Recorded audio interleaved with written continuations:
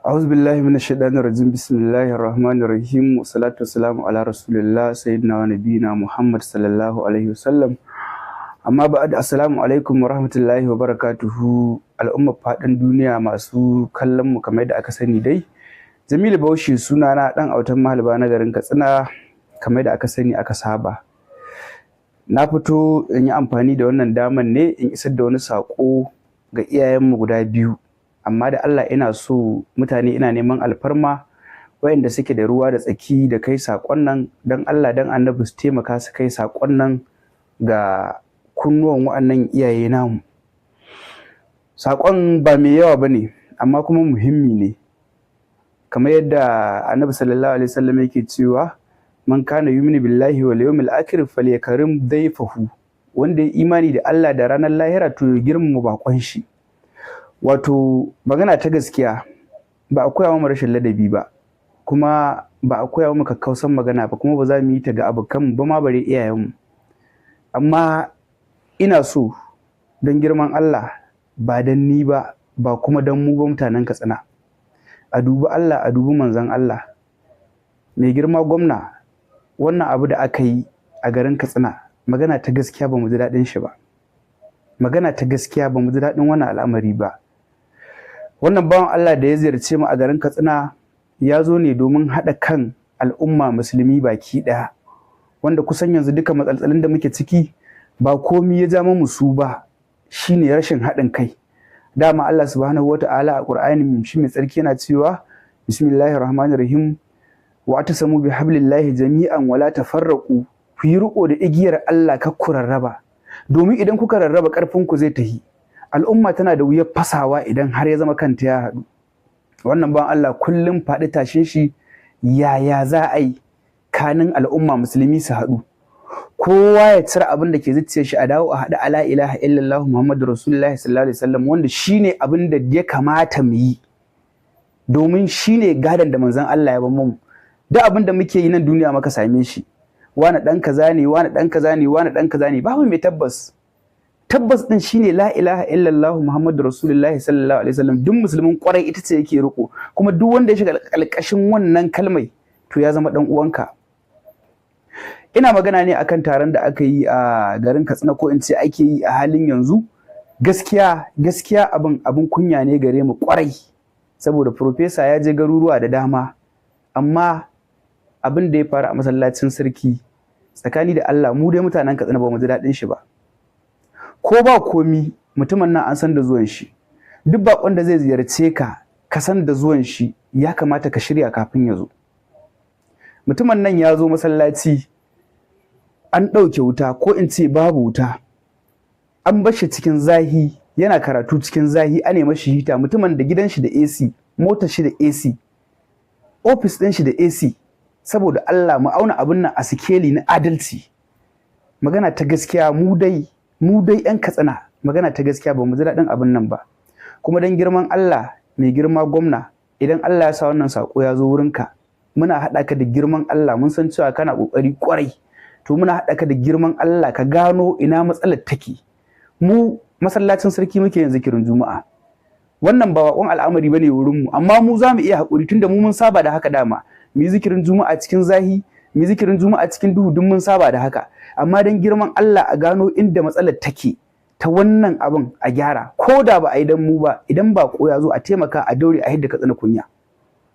Sannan mai girma ubanmu sarkin Katsina, ina fata idan Allah ya sa wannan sako ya zo wurinku, don girman Allah a taimake mu, ba don halin mu ba don mu ba, a taimake mu a dubi wannan al'amari da idan rahama. Ya kamata duk abin da za a yi, in ba a ce mun zo lamba ɗaya ba, ya kamata a ce a cikin 5 za a sanya mu. Muna ganin wuraren da bawan Allah nan yake ziyarta, ko kwanan nan yayi tafiye-tafiye, amma abin da ba mu ji daɗi ba, duk inda bidiyon za ta yawo, babu bidiyon da za ta yawo mara kyau kamar ta garin mu Katsina. To mu 'yan Katsina ne haihuhi, iyayenmu gaba ɗaya nan aka haihe su, dole ba za mu ji daɗin abin da aka yi ba.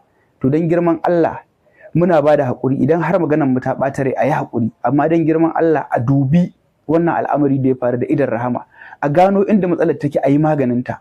Ba mu fata haka ta sake faruwa,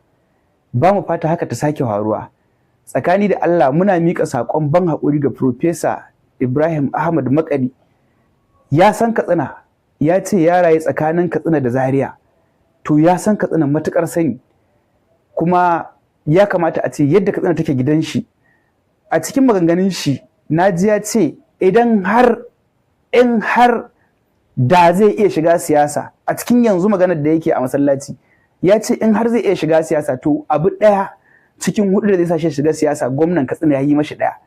To me zai sa tunda mun samu wa'in lamba yaban ita ma ta nan wurin mu same ta, mu haɗa biyu kenan. Ai manzon Allah cewa da zai kasance ga ɗan adam yana da rijiya ɗaya ta zinari, zai so a ce rijiya biyu ce, saboda Allah ya ɗan adam da guri. Yadda muka ji yabi mai girma gwamna ba karamin daɗi muka ji ba, ya kamata a ce nan ma ba a samu wannan failure ba. To dan girman Allah ina roƙon al'umma a taimaka da sharing wannan bidiyo. Ni tunda nake yin bidiyo ban taɓa cewa neman sharing ba, amma ina roƙon alfarma, ina roƙon arziki musamman ga Katsina Post. Ina roƙon arziki gare ku, duk wanda ke da ruwa da tsaki ga kai mai girma gwamna wannan bidiyon, dan girman Allah ya taimaka ya kai mashi. Kuma duk mai ruwa da tsaki da kai masarauta wannan bidiyon, dan girman Allah ya taimaka ya kai mashi. Wallahi ba a koya mu rashin tarbiyya ba za mu yi wata magana mara daɗi game da kowa, kuma ko da abin da aka yi haka saboda ba tarbiyyar mu bace. An gwada mu sanin darajar manya, za mu yi musu magana cikin ladabi. To muna fata dan girman Allah wannan sako ya zo kunnuwan wa'annan iyaye namu guda biyu, a taimaka a gano inda wannan matsalar take ta masallacin Kofar Soro a gyara ta. Mun yi kokarin buɗe group da a WhatsApp wanda za mu nusar da su jagororin masallacin, amma hakan mu bata cimma ruwa ba. To dan girman Allah, dama manzo Allah ya ce marra aminkum mankarun fali ga yurhu biyadihi, to biyadihi gwamnati kenan, ita ce za ta iya sa da karfin tsiya ai abu. Su waye ke kula da wurin, dole a matsaye masu lamba sai sun yi abin da ya kamata su yi. Fabil lisanihi kuma shine irin wannan abin da muke yi yanzu. Tunda Allah ya kawo mu zamani ne na media, ba mu da damar da zamu je wurin wannan iyaye namu guda biyu kai tsaye, amma muna da damar da zamu aika sako ta media. To muna aika wannan sako da tattausan lafazi a matsayin mu na yara ƙanana, dan girman Allah a kalli wannan abu namu da idan rahama, a taimake mu, a taimaki wannan gari namu, a fitar da mu wannan kunyi. Ba mu bukata haka ta ƙara haruwa. A ƙarshe yake cewa fa bi qalbihi, ko mutum ya ji ya kyamata abin a zuciyar shi. To mu duka biyun ma muka yi, gashi mun hito mun yi magana, kuma gashi mun kyamata abin. Allah ya sani raina bai ji daɗin horo wannan abin ba. Allah ya sani duk abin da zai kawo maka tsina na kasu, wallahi a jini na nake jin abin, a zuciyata nake jin abin, yana taɓa ni matuƙa. To dan girman Allah mai girma gwamna, idan Allah ya sa wannan sako ya zo wurinka, a taimaka mun dan girman Allah ai maganin wannan matsalar masallaci. Ya zama za mu dinga yin zikirin juma'a cikin haske, mu yi ibadan nan cikin haske cikin iska.